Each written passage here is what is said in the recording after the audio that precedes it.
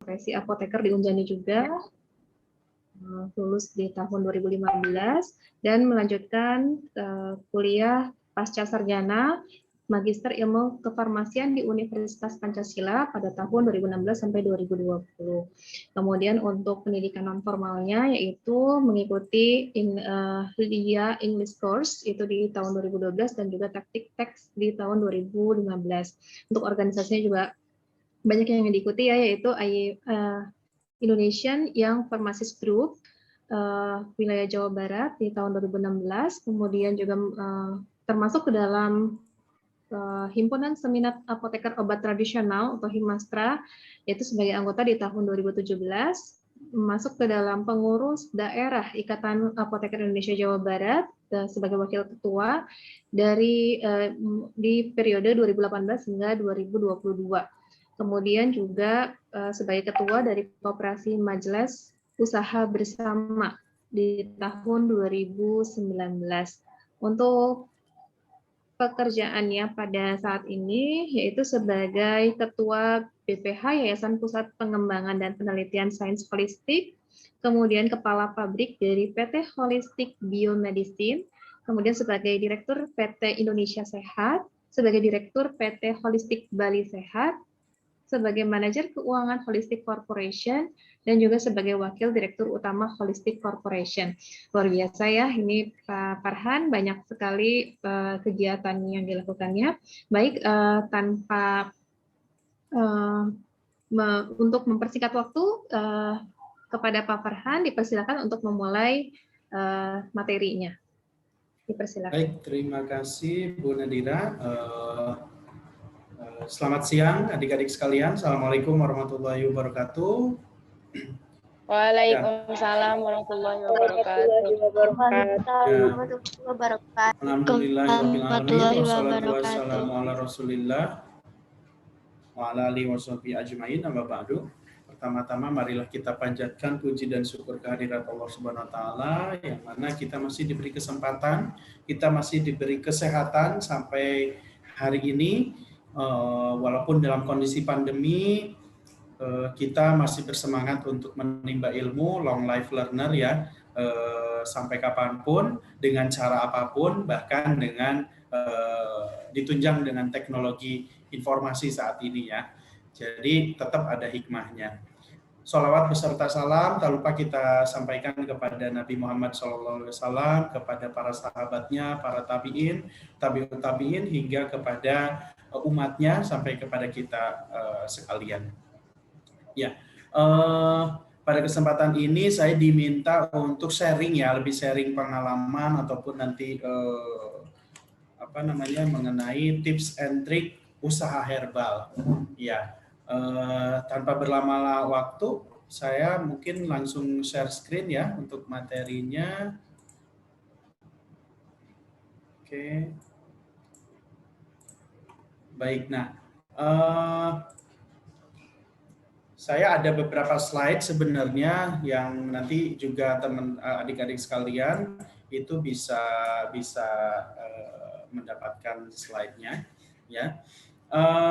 Webinar kali ini tuh sosialisasi dan edukasi tanaman berkhasiat peningkat imunitas pada lingkungan sekolah menengah kejuruan Telekomedika. Ya, tadi sudah disebutkan saya bekerja di mana, dan ya memang saya berkecimpung di dunia obat tradisional ataupun herbal ini sejak lulus kuliah ataupun sejak waktu masih SMA atau SMP, saya sudah sakit-sakitan, dan kebetulan holistik itu punyanya om saya, jadi pengobatan yang saya lakukan juga secara tradisional ataupun herbal. Dan sehingga setelah selesai kuliah, baik apoteker, utamanya setelah apoteker, itu saya terjun langsung di holistik dan semakin banyak belajar lagi tentang pengobatan holistik secara umumnya. Nah, obat tradisional atau herbal ini merupakan salah satu dari penunjang pengobatan holistik. Begitu ya adik-adik. Nanti kalau misalkan belum pernah mengenal apa itu holistik, bisa kunjungi websitenya ya, ada www.holistikindonesia.com. Kita masuk ke materi ya. Jadi tadi mungkin sudah dijelaskan oleh Bu Cynthia ya, apa itu pengertian dari obat tradisional, herbal, kemudian juga bagaimana cara membuat jamu yang paling sederhana, itu yang memang adik-adik bisa lakukan di rumah atau bahkan nantinya dibuat dalam skala usaha ya, untuk usaha adik-adik sekalian sehingga mendapatkan profit, apalagi di era pandemi ini. Maka itu mungkin saya nggak banyak bahas mengenai pengertian herbal dan obat tradisional, tapi tetap akan saya singgung. Lalu potensi usaha dari herbal atau obat tradisional ini seperti apa sebenarnya, ya. Kemudian ada pilihan, ya, pilihan usaha herbal nanti, dan juga yang utamanya tips dan trik usaha herbal. Kita masuk ke pengertian. Apa sih bedanya herbal dan obat tradisional? Ada yang menjawab, mungkin bisa dicek di chatnya ya. Kalau memang ada yang bisa. Herbal dan obat tradisional. Boleh ya dituliskan di chat ya, nggak apa-apa, yang sepengetahuan adik-adik sekalian aja. Oke. Nah, kalau kita bisa melihat definisinya untuk obat herbal itu dan juga obat tradisional, keduanya adalah berasal dari bahan alam. Ya, keduanya berasal dari bahan alam. Ketika bicara bahan alam itu akan ada ataupun mineral. Seperti halnya pasti saya yakin adik-adik sekalian sudah paham apa pengertian dari simplicia ya. Kemudian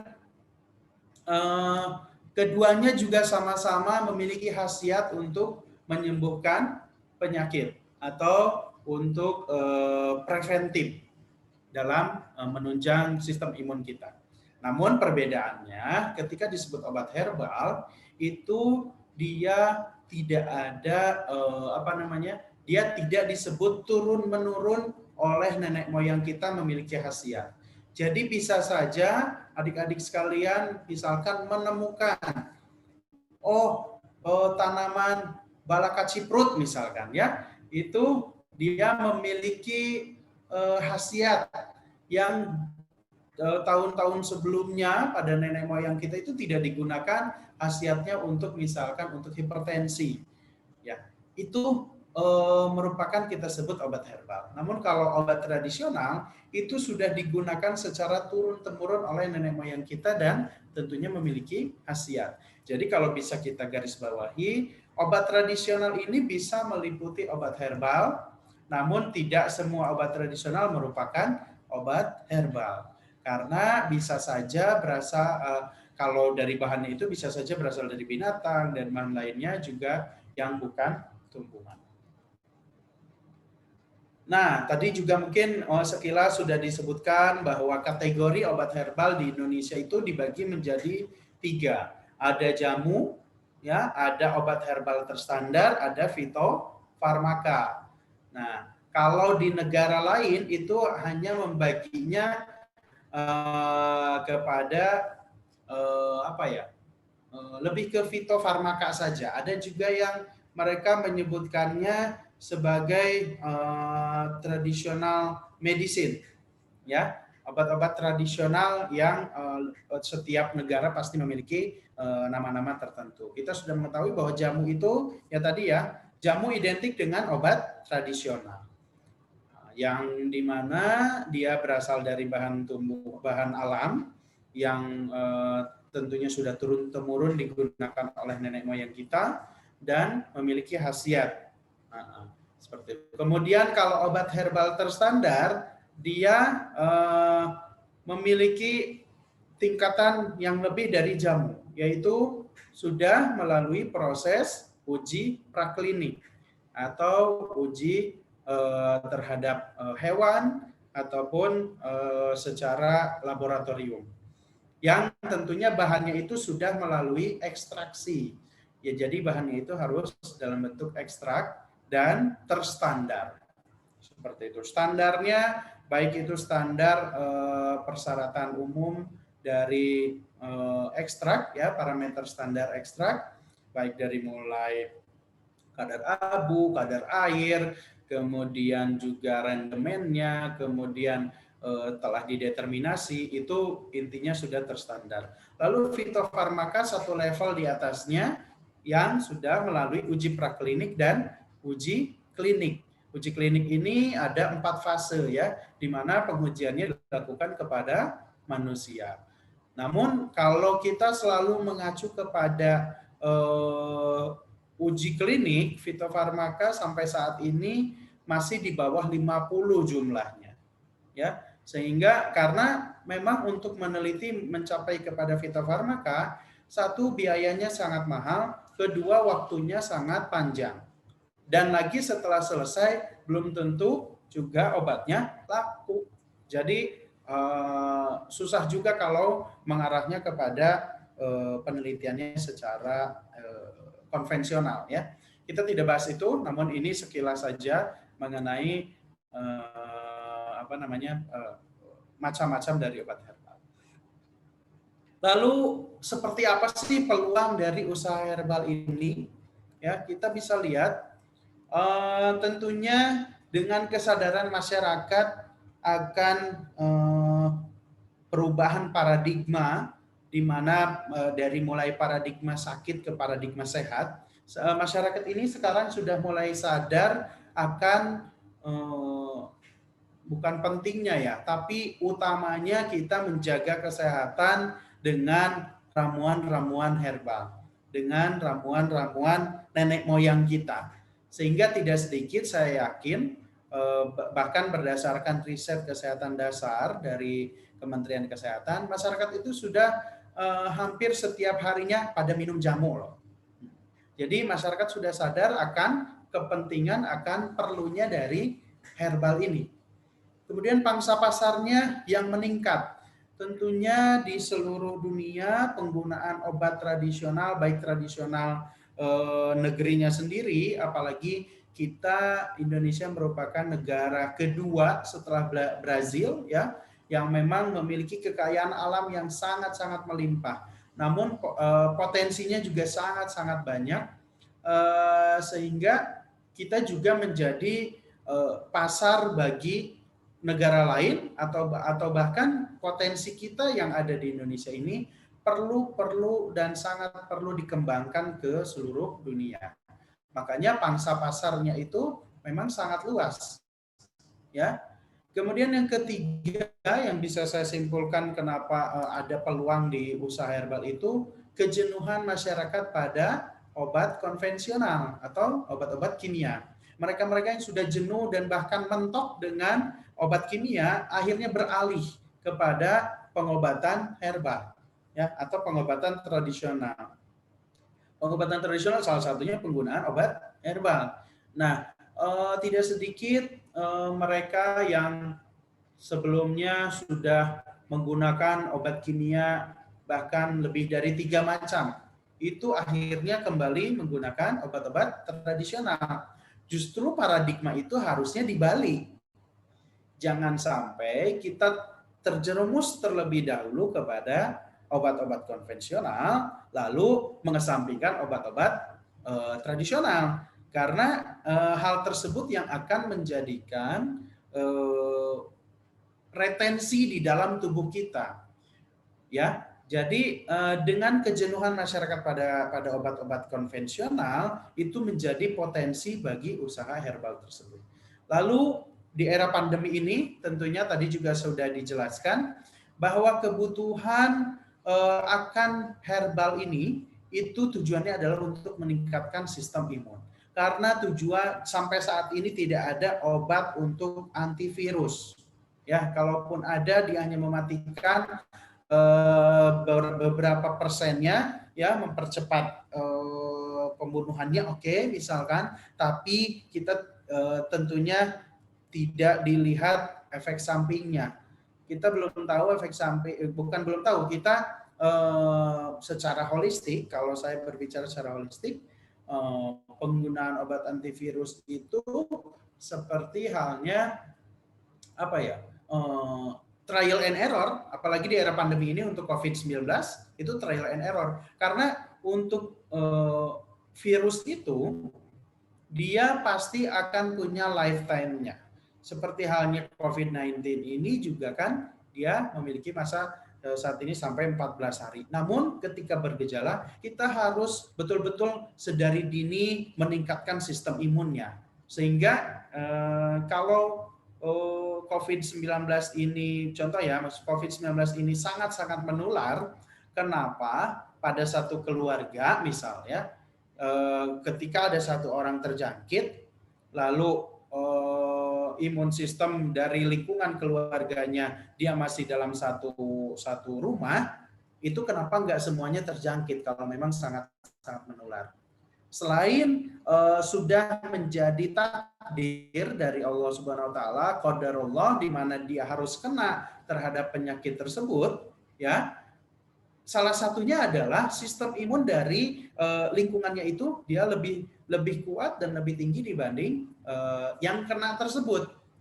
Dan ketika kena virus tersebut, jangan khawatir, tetap tingkatkan sistem imunnya, bahkan double, triple yang sudah dilakukan sebelum terjangkit pada penyakit tersebut. Nah, kebutuhan ini menjadi dasar peluang bagi usaha herbal itu terus meningkat, utamanya di era pandemi.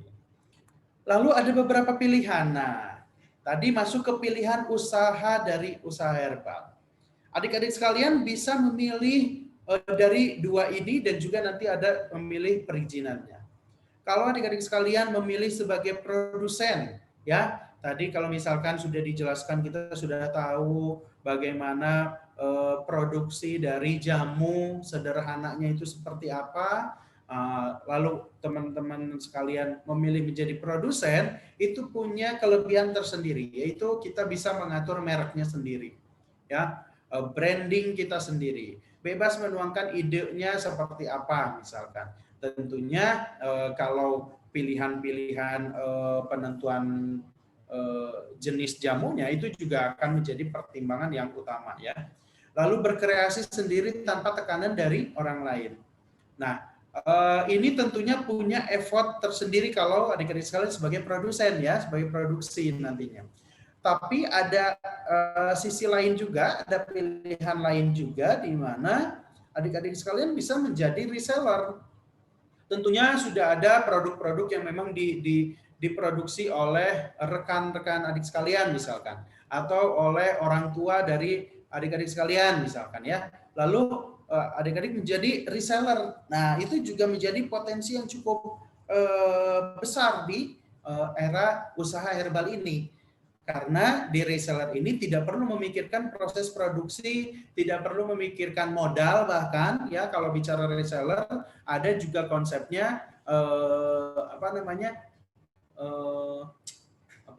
bukan COD, ya, dropship. Ada juga konsep dropship yang tentunya harus dipahami juga secara kaidah syariahnya, karena sebagai reseller itu kita bermuamalah, ya. Muamalah itu tentunya harus punya ilmu yang didasarkan kepada syariatnya. Lalu fokus utamanya adalah strategi penjualan. Bagaimana sih kita menjual sebanyak mungkin dan tentunya akan bermanfaat untuk masyarakat. Bukan hanya bertujuan pada keuntungan, tapi juga untung dan berefek kepada masyarakat. Ya, jadi ada dua pilihan ini. Lalu pilihan yang selanjutnya, mau seperti apa dia bentuknya? Karena perizinan juga sangat-sangatlah penting, adik-adik sekalian. Jadi kalau tadi disebutkan, oke, misalkan pembuatan jamu segar yang hanya bertahan sampai 7 hari, ya, kurang dari 7 hari, itu nggak perlu izin. Saya yakin, saya jamin adik-adik sekalian nggak perlu izin, gitu, ya. Karena untuk yang di bawah 7 hari, intinya misalkan adik-adik bikin segar, langsung diminum oleh para masyarakatnya, gitu, ya, diedarkan lalu langsung diminum, misalkan itu tentunya ruang lingkupnya mungkin masih kecil, ya, masih daerah sekitar. Tapi kalau memang sudah ruang lingkupnya besar, PIRT ini adik-adik sekalian bisa diajukan sebagai izin lebih lanjut. Di mana untuk PYRT itu adik-adik sekalian bisa memiliki satu produk yang jangka waktunya itu ketahanan dari produknya itu lebih dari 7 hari. Ya, contoh misalkan ya tentunya akan ada formulasi-formulasi tertentu yang harus disiapkan. Kemudian ini juga sama berlaku sebagai resellernya juga tadi. Kalau misalkan reseller dari satu produknya itu produknya sudah berizin, itu memiliki keunikan tersendiri, memiliki memiliki value, memiliki nilai tersendiri. Oh, ini sudah berizin, berarti sudah melewati proses keamanan dari di PYRT misalkan ya. Prosesnya lebih mudah dibanding POM TR. Lalu tingkatan lanjutnya mengajukan izin juga secara ke Badan POM ya. Ini tentunya punya khasiat. Kalau PYRT khasiatnya itu tidak boleh dicantumkan di etiket. Namun kalau secara lisan misalkan adik-adik memproduksi teh dari mahkota dewa, bunga mahkota dewa, nggak boleh pakai khasiat. Walaupun secara lisan adik-adik bisa menyampaikan ini berdasarkan pengalaman saya, berdasarkan pengalaman orang tua saya, itu memiliki khasiat untuk menurunkan kolesterol, misal ya. Nah, jadi ketika diedarkan, apalagi sudah berizin ya, ada izin PYRT-nya, bisa secara lisan adik-adik menyampaikan bahwa ini punya khasiatnya tertentu, tapi tidak boleh tercantum dalam label ataupun dus di kemasan PYRT tersebut. Lalu kalau POM TR tentunya boleh adik-adik menyampaikan, mencantumkan untuk khasiatnya, itu sangat-sangat harus ada gitu. Dan ini tingkatannya lebih tinggi lagi, perizinannya lewat Badan POM ataupun Balai Besar POM.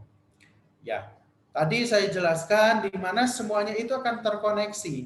Ketika berizin, ketika misalkan izinnya sudah lengkap, sudah memiliki tingkatan tertentu, itu bisa terkoneksi ke seluruh dunia.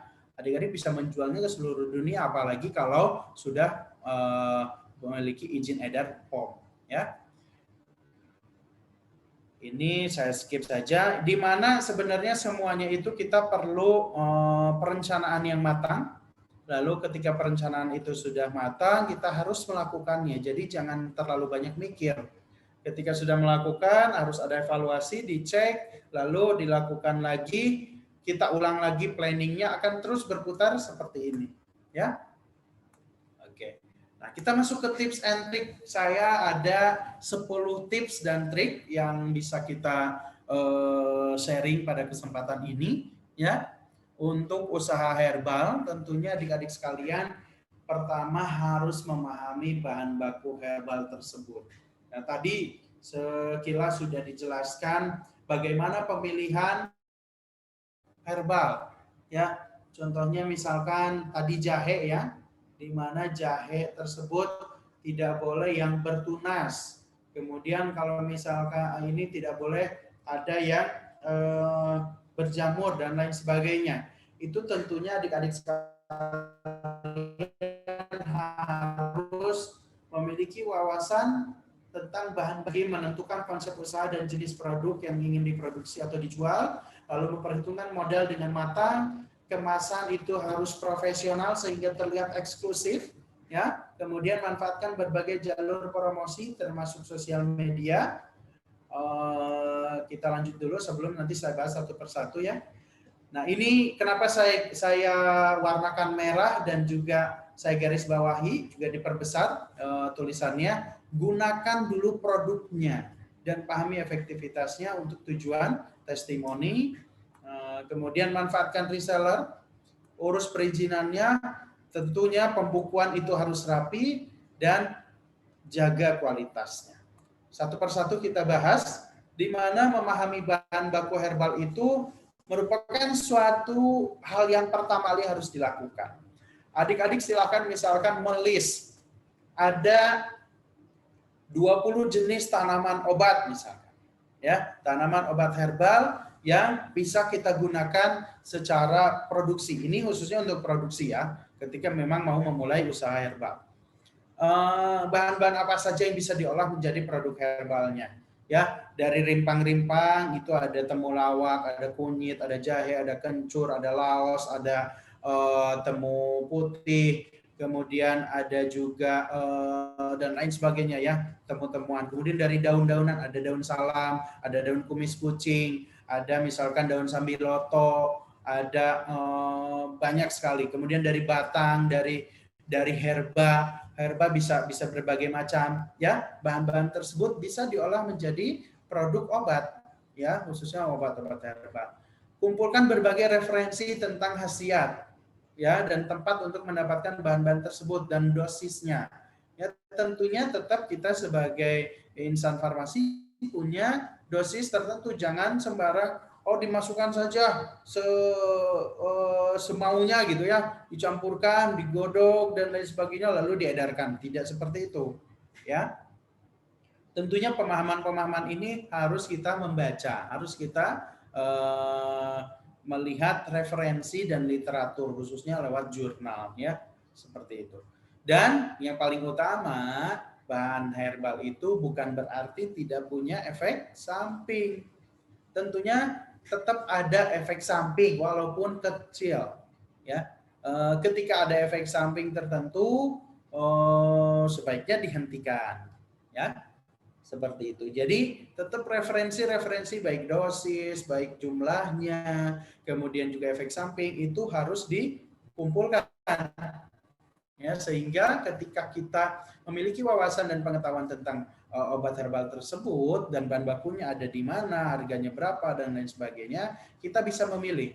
Kita langsung tentukan, oke, saya akan membuat jahe kunyit temulawak misalkan ya, jakutul misalkan, terserah. Itu apakah adik-adik sekalian mau settingnya sebagai jamu segar, bisa juga dalam bentuk simplisia yang dikombinasi dijadikan satu lalu dijual, atau dalam bentuk dalam bentuknya sediaan instan yang nantinya ditambahkan dengan gula lalu bisa diseduh secara instan ya. Kemudian kedua, menentukan konsep usaha dan jenis produk yang ingin diproduksi atau dijual. Mengacu pada pilihan tadi, adik-adik mau sebagai apa?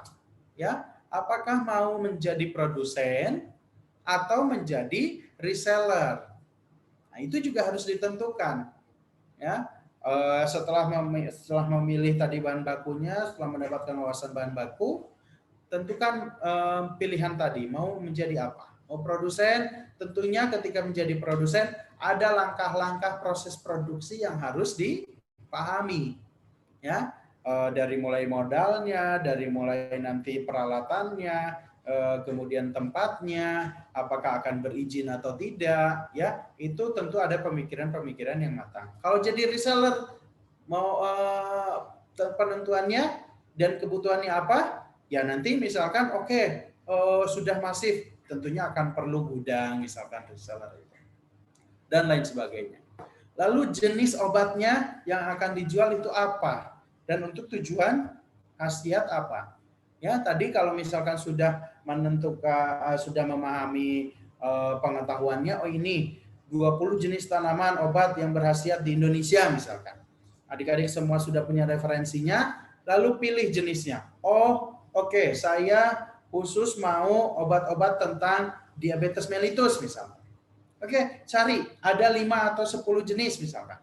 Ya, akan diproduksi, bentuknya nanti mau bentuk apa? Ada jamu segar yang paling simpel ya, jamu segar yang tadi dijelaskan, kemudian bentukan dalam simplisia, mau dibentuk dalam teh ya, itu juga bisa, atau sediaan instan atau sediaan serbuk instan, itu juga bisa. Nah, itu dipilih jenisnya, obatnya apa, lalu pilih bentuk kemasannya mau seperti apa. Nah, ini khusus untuk yang proses sebagai produksi ya, sebagai produsen. Adik-adik sekalian, ketika memang ada proses produksi, tentunya akan memperhitungkan modal dengan matang.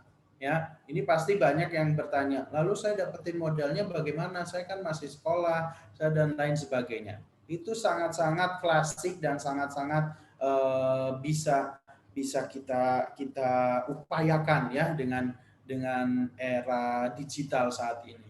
Penentuan modal itu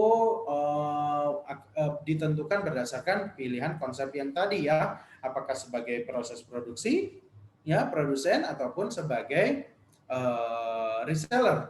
Jika produsen tentu harus memahami proses produksinya. Mau produksinya tuh mau yang apa, ya?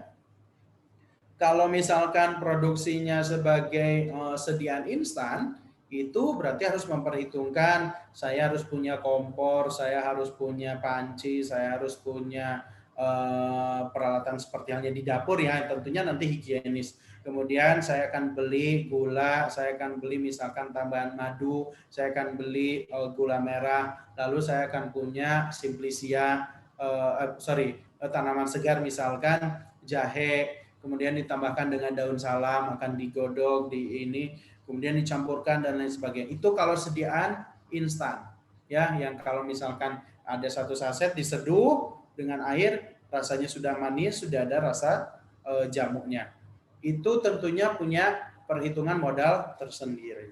Kemudian kalau misalkan jamu segar yang tadi disebutkan ya, yang tadi sebelumnya dijelaskan, saya beli jahe, saya beli kayu manis, saya beli lemon, semuanya saya campur, saya tambahkan air, saya godok dalam waktu sekian menit, lalu saya perlu botol misalkan, lalu saya perlu packaging, perlu tiketing dan etiket dan lain sebagainya. Itu tentu diperhitungkan secara matang. Kalau sebagai reseller tentunya bisa saja konsep kerjasama. Oke, Bapak Ibu, saya mau menjualkan produk Bapak Ibu nih. Saya punya pasar, teman-teman kelas saya itu ada 21 kelas. Kemudian kelas lain itu totalnya ada 10 kelas misalkan. Berarti sudah 50 kali 10 sudah 500 orang. Taruh misalkan 20%-nya itu saya bisa menjual. Berapa Bapak Ibu mau kasih keuntungan ke saya atau berapa Bapak Ibu jual ke saya? Misalkan tadinya harganya 10.000, karena kita mau menjualkan sebagai reseller, kita akan menjual, mereka memberikan diskon kepada kita 3.000. Jadi kita dapat 7.000 harga modalnya. Lalu kita jualnya berapa? Oh, dijualnya menjadi 15.000. Kita sudah punya margin yang lebih tinggi dibanding si produsen, ya. Jadi ada kelebihan dan kekurangan dari setiap pilihan konsep usaha kita. Yang tentunya sebagai reseller balik lagi harus memahami konsep syariah muamalah dalam bertransaksi, ya. Adik-adik sekalian, tentunya apalagi yang sudah jualan online ya, dari sekarang itu tetap harus mempelajari kaidah-kaidah muamalah tersebut. Banyak sekali perhitungan modalnya. Apakah perlu tadi misalnya perlu modal apa enggak? Tergantung negosiasi dari adik-adik sekalian dengan yang punya produksi, yang punya produk tersebut seperti apa. Misalkan tanpa modal bisa, ya. Yang penting sudah akad. Bapak, Ibu, saya beli ini, misalkan ya, saya beli ini 100 box. Lalu temponya dalam waktu 2 minggu saya akan bayar misalkan. Oke, adik-adik dalam 2 minggu itu, oh ternyata dalam seminggu sudah kejual, oh seminggu bayar. Itu kan tanpa modal, tapi justru membutuhkan kepercayaan dan tingkat kejujuran yang tinggi. Nah, kemasan. Kita lanjut, masuk ke kemasan. Kemasan itu merupakan tampilan yang profesional yang harus diperhatikan. Karena kemasannya eksklusif itu ya bisa menjadi nilai jual yang tinggi. Bisa saja harga sebenarnya bahan bakunya itu hanya 5.000, adik-adik sekalian bisa jual jadi 35.000 misalnya. Ya, tidak menutup kemungkinan asalkan kemasannya juga eksklusif dan tidak ada yang punya di yang lain. Ya, itu menjadi satu kekhasan di mana kemasan itu merupakan tampilan yang profesional. Kemudian ini contoh-contoh kemasan ya, ini contoh-contoh kemasan yang memang eksklusif. Kemudian manfaatkan berbagai jalur promosi termasuk sosial media. Ya, walaupun sekarang serba online, semuanya pembelian online gitu ya. Kemudian juga tapi pembuatannya tetap offline kan, nggak ada tuh pembuatan secara hanya video doang terus ada produknya. Saya kira belum ada tuh seperti itu. Jadi jalur promosi ini walaupun secara sosial media kita tetap masif, tentunya offline juga perlu kita pertimbangkan karena memang masih menjadi kebutuhan untuk offline juga. Ada kepercayaan dari masyarakat kalau offline-nya itu ada, dia online-nya juga jalan seperti itu. Sosial media sudah sangat banyak sekarang, apalagi di era pandemi ini dengan PPKM dan lain sebagainya, istilah-istilah yang lain itu meningkatkan. Saya kemarin baca di media itu meningkatkan jalur online, penjualan online itu 63% dari sebelum-sebelumnya. Oke, next ini nih yang penting, gunakan produknya. Bagaimana masyarakat akan percaya ya kalau misalkan kita sendiri belum menggunakan produknya atau kita sendiri nggak percaya sama produknya gitu. Jadi kalau misalkan adik-adik sekalian mau menjual teh dari daun Cina untuk pelangsing misalkan ya, adik-adiknya nggak menggunakan, itu pastinya masyarakat juga akan bertanya-tanya, akan percaya atau tidak, ya. Kalau misalkan sudah menggunakan, lalu efektivitasnya sudah terbukti dan lain sebagainya, itu bisa menjadi nilai yang paling tinggi untuk adik-adik menjual, ya. Menjadi nilai jual yang tinggi berdasarkan testimoni khususnya pribadi sendiri. Lalu dari mulut ke mulut awalnya ya, lalu semuanya akan bersama-sama percaya, itu akan menjadi nilai jual yang tinggi.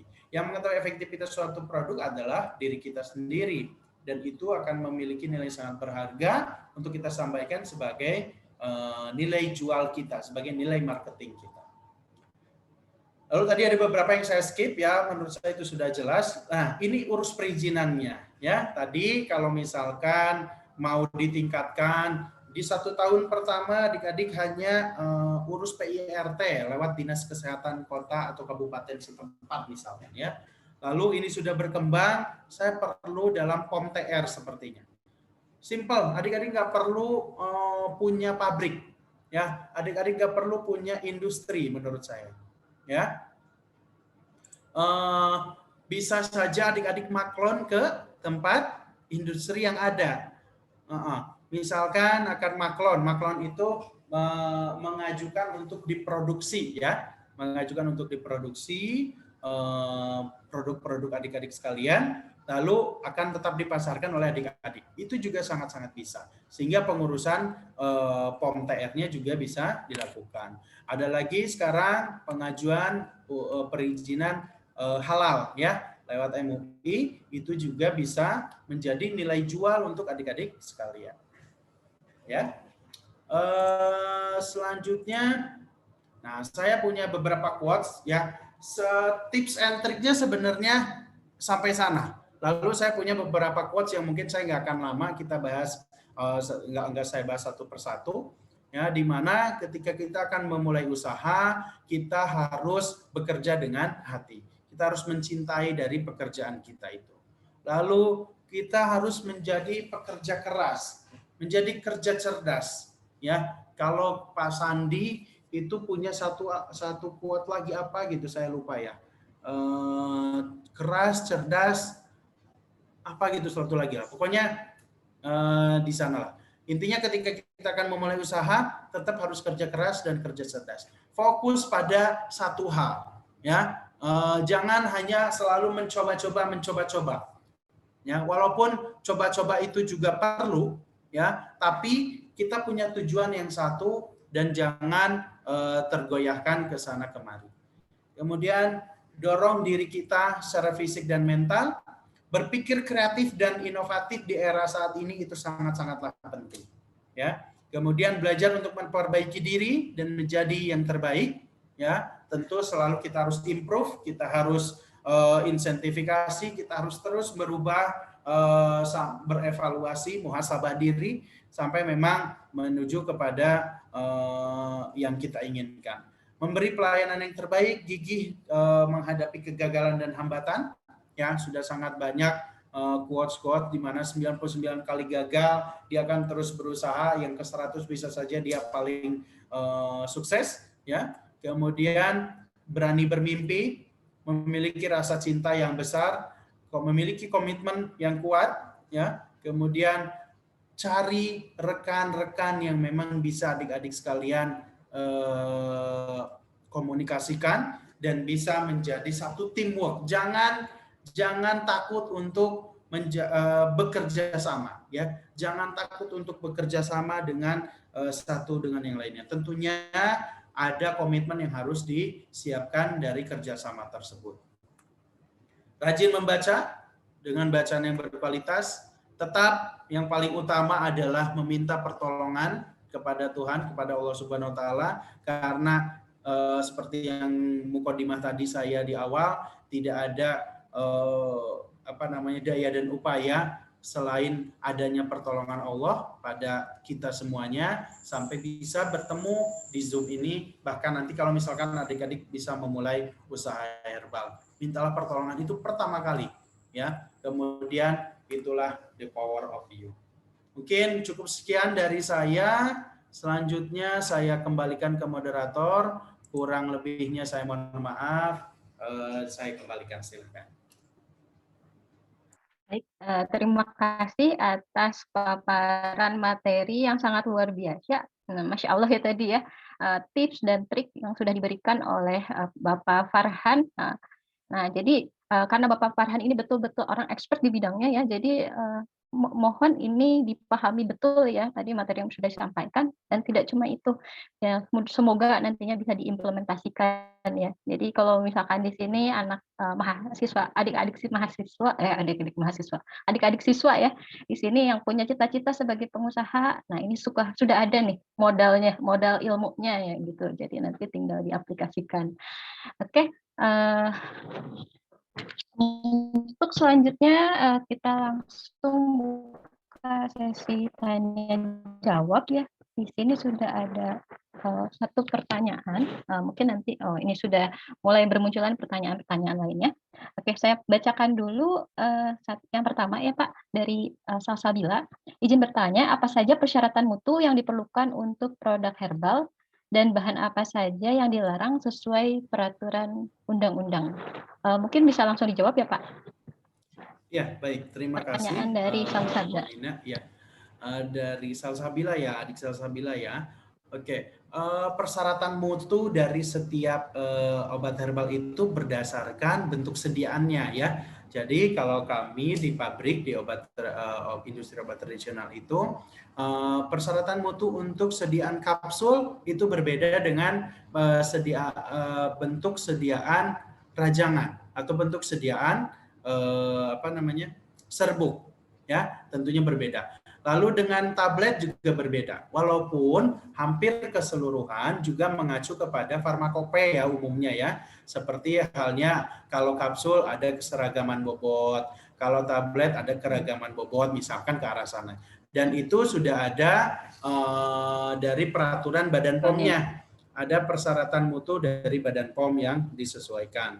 Lalu untuk bahan apa saja yang dilarang juga sudah ada ya, ada negatif list ya, ada negatif list dari Badan POM. Jadi Salsabila, saya nggak hafal satu persatu tapi ada lumayan banyak yang bisa dibuka ya. Bisa dibuka nanti di persyaratan mutu dari Badan POM, kemudian negatif list dari Perkab POM juga, seperti itu ya. Oke. Semoga ini menjawab ya, tapi memang betul pertanyaannya, penjawabannya sangat jelas. Jadi nanti silahkan dibuka ya, googling peraturan tadi. Oke, lalu pertanyaan berikutnya, ini karena lumayan banyak juga, mungkin tidak bisa saya bacakan satu persatu ya Pak. Ini ada pertanyaan dari Febriana, dalam menghitung modal apa saja yang harus diperhatikan? Ya, Dalam menghitung bisa modal, dijawab? tentunya langsung jawab aja ya Bu ya. Oh Oke, iya, dalam silakan. menghitung modal, tentunya tadi ya sebenarnya sudah jelas saya sampaikan. Kita milihnya mau apa dulu? Pilihan usaha kita mau apa? Ya, konsep usaha kita mau misalkan sebagai produsen. Ya, tentunya ketika menjadi produsen, lalu pilih pertanyaan selanjutnya, mau memproduksi bentuk sediaan apa? Ya, kalau tadi yang dijelaskan oleh Bu Cynthia mau membuat jamu segar seperti halnya jamu gendong, ya tinggal kita runut apa-apa saja yang harus disiapkan. Misalkan untuk jamu segar kita membutuhkan kompor, membutuhkan air, membutuhkan gas, membutuhkan bahan bakunya. Itu semua dihitung menjadi satu modal. Ya, sebelum nantinya kemasannya juga bagaimana? Apakah pakai botol ataukah botol kecil? Apakah perlu bahan pengawet atau tidak? Ya, itu akan menjadi perhitungan dasar dari modal. Hal-hal yang perlu diperhatikan adalah lebih ke kualitas dari bahan baku. Kalau menurut saya, ya kualitas bahan bakunya bagaimana? Tadi kalau misalkan kita akan memilih yang organik, nah itu menjadi satu nilai khusus. Namun tentunya juga akan memiliki modal yang tinggi, ya. Makanya tips yang tambahan nih, menurut saya kita harus memiliki kekhasan dalam produk kita. Khasnya itu seperti apa? Ya, kalau misalkan kita mau pada segmen organik, full semua kita harus organik. Tentunya masyarakat juga akan menilai, oh kalau organik harganya akan tinggi. Jadi akan berani masyarakat membeli dengan harga tinggi. Tapi kalau yang biasa-biasa saja ya it's okay. Itu pilihan dari adik-adik sekalian. Lalu kalau sebagai reseller, perhitungan modalnya ya tadi bisa saja tanpa modal kalau reseller, ya. Tapi yang paling harus diperhatikan adalah unsur kepercayaan. Apakah adik-adik sekalian percaya dengan produknya? Ya, kalau misalkan percaya, apakah sudah digunakan oleh adik-adik? Kalau sudah digunakan, oh ya terbukti saya bisa menjual. Silahkan bergening, mampu bergening, mampu untuk tawar menawar dengan yang punya produk tersebut. Sehingga itu bisa tanpa modal atau justru perlu modal. Kalau reseller lebih ke modalnya ya siap modal produk gitu, ya. Modal produknya, modal pembelian produknya. Kalau nanti sudah besar ya tentu harus ada modal gudang ya, lebih ke sana. Mungkin itu, Bu Dina. Oke, baik, sangat jelas jawabannya. Untuk mungkin satu pertanyaan terakhir ya Pak, dan untuk itu mangga mungkin Pak Farhan bisa pilih ya pertanyaan yang ingin dijawab di kolom chat, karena ada beberapa nih. Oke, saya ini yang menarik nih ya, ini karena memang jadi motivasi ya. Bagaimana tanggapan Bapak jika ada produk kita yang di-copy oleh orang lain? Adik-adik sekalian harus memahami bahwa rezeki itu sudah diatur oleh Allah dan tidak akan tertukar, tidak akan dilebihkan dan tidak akan dikurangi oleh Allah sama sekali. Ya, kalau ada yang di-copy, yakin kita itu punya punya kekhasan sendiri, punya keunggulan sendiri. Pasti masyarakat akan tetap memilih produk kita dibanding produk kopi tersebut. Ya. Dan kalau betul-betul persis disamakan, bentuk sediaannya sama, dusnya sama dan lain sebagainya, yakin pertolongan Allah juga akan ada, ya. Di mana pasti satu saat juga ketahuan dan dia tidak akan berkah dalam kehidupannya. Yakin itu saja. Kita fokus pada diri kita sendiri dan jangan memperhatikan ke arah sana. Yang paling utama, yakin juga yang tadi saya sebutkan di awal, bahwa rezeki itu sudah Allah atur seterbaik mungkin untuk kita semua. Tidak akan bertambah, tidak akan berkurang, tepat dan tidak akan tertukar. Seperti itu, Bu Nina. Oke, jadi yakin bahwa rezeki itu memang sudah diatur Allah sebaik mungkin untuk kita semua gitu. Jadi jangan takut diambil orang gitu, karena memang nggak akan keambil gitu. Oke, Masya Allah sekali ya jawaban dan pertanyaannya juga sangat lumayan banyak Pak. Jadi siswa ini sudah antusias sekali ya mengikuti acara ini. Namun sayangnya waktu kita sangat terbatas. Oke, mungkin dicukupkan sekian ya untuk sesi diskusi ini. Terima kasih atas partisipasi dan pemaparan materinya kepada Bapak Farhan dan Ibu Cynthia Wahyuningrum. Untuk selanjutnya saya persilakan, saya kembalikan ke Master of Ceremony, Bu Nadira. Baik, terima kasih Bu Nina. Alhamdulillah, terima kasih banyak kepada para narasumber. Telah banyak hari ini yang kita dapatkan ilmu dari acara webinar ini. Untuk itu, saya juga mengucapkan terima kasih kepada Bu Nina sebagai moderator dan juga seluruh partisipan yang telah mengikuti acara ini dari awal hingga saat ini. Selanjutnya, kita masuk ke post-test. Jadi, silakan kepada seluruh partisipan untuk bisa mengikuti lagi post-testnya. Untuk Kak Ajeng, boleh di-share lagi link post-testnya.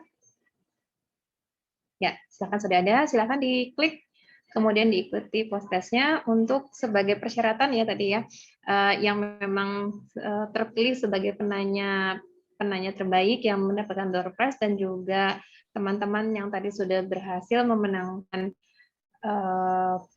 di games yang pertama itu akan disaring lagi yang lengkap mengikuti pre-test dan post-testnya. Silakan diisi terlebih dahulu.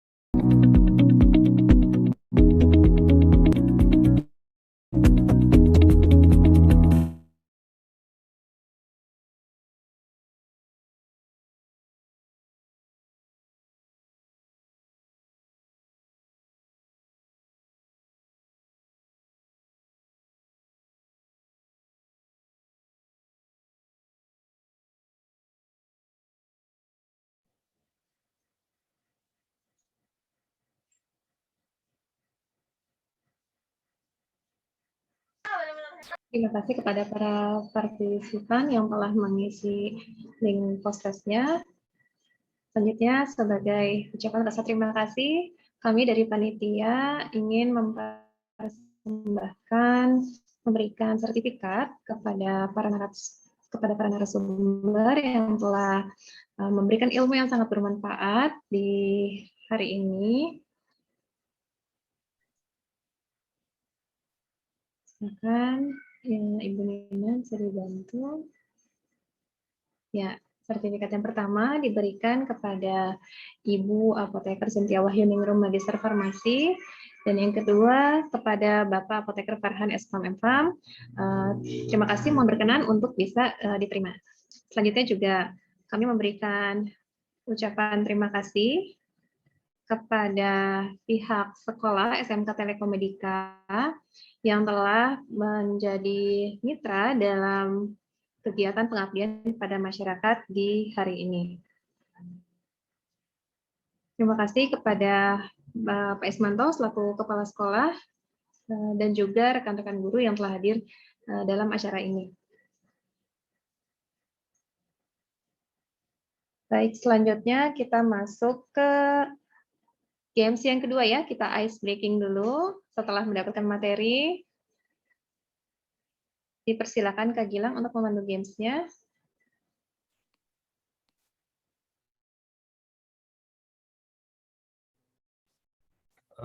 Ya, baik. Untuk games kedua ini, pemenangnya ada 5 orang ya, yaitu 5 ranking teratas. Untuk games-nya sama seperti tadi. Sebentar saya share link-nya ya.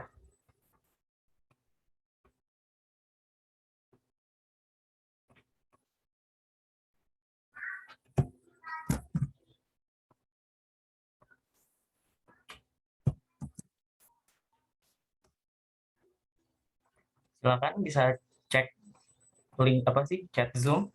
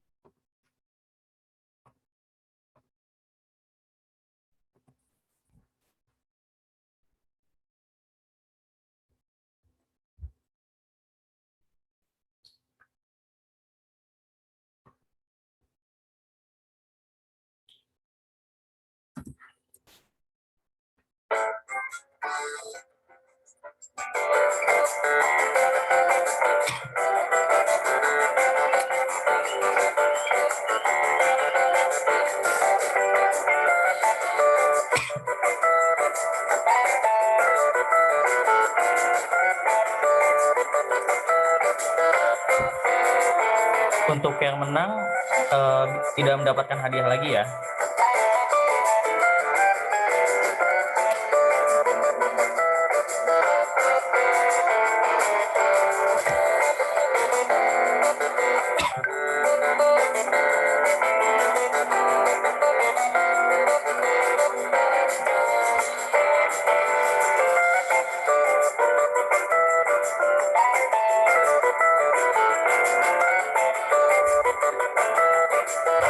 Sudah ada 81 orang yang join.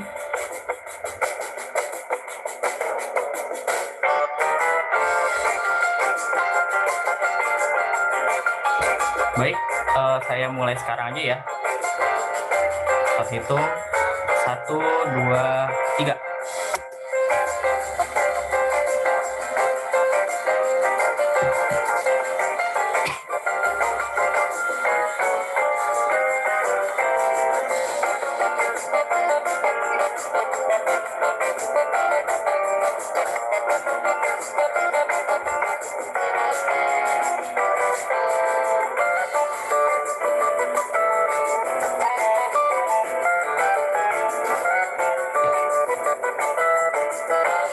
Jawabannya 40. Kita ke pertanyaan selanjutnya. Kita lihat dulu nih yang ranking 1 siapa.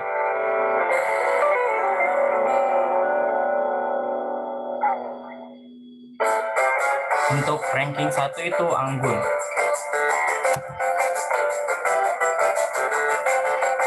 Question 2 of 4.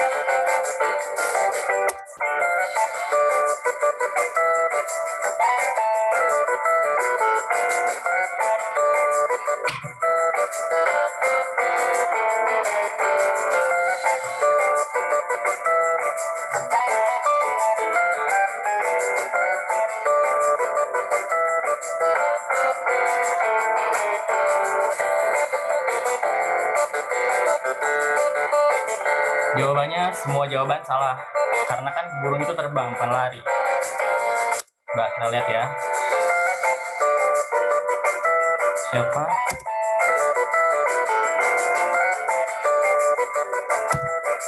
Menjadi ranking.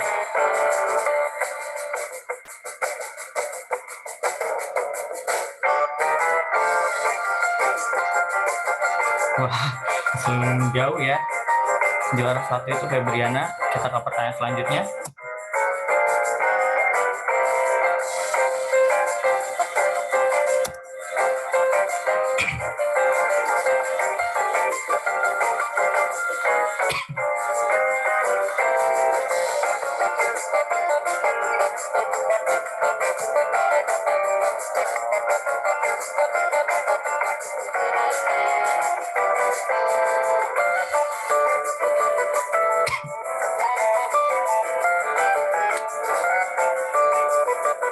Semua jawaban salah, karena kan itu gambar sepatu, bukan sendal.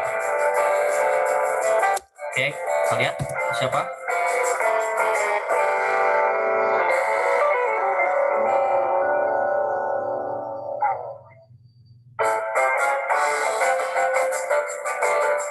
Wah.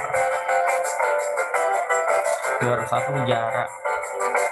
Oke, kita ke next question.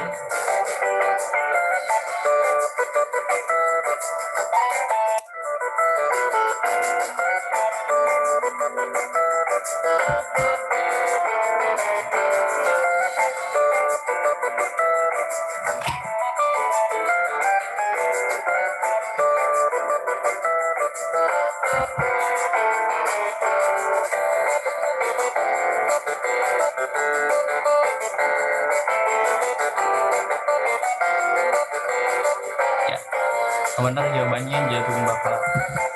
Kita lihat ini siapa yang 5 terbesar ya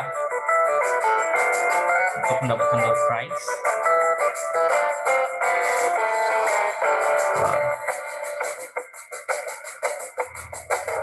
Untuk juara 1 Jara, selamat pada Jara ya. Untuk juara 2 itu ada Tiara. Nah, saya share screen untuk 10 terbesarnya.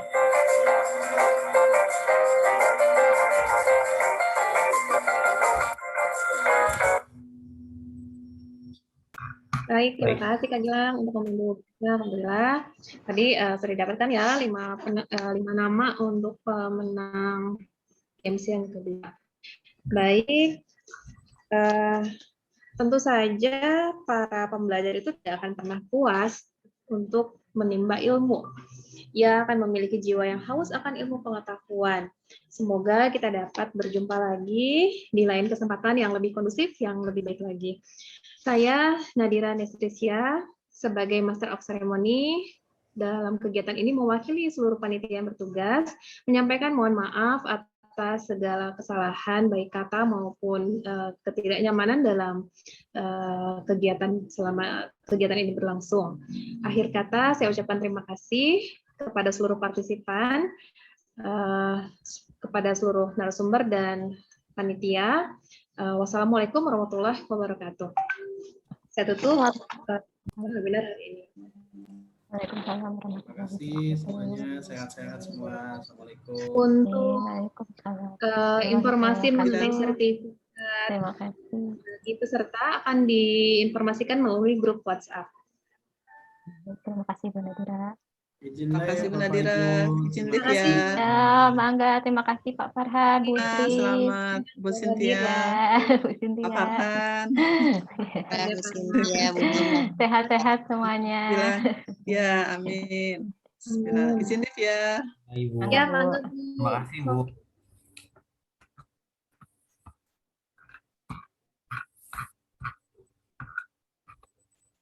Baik,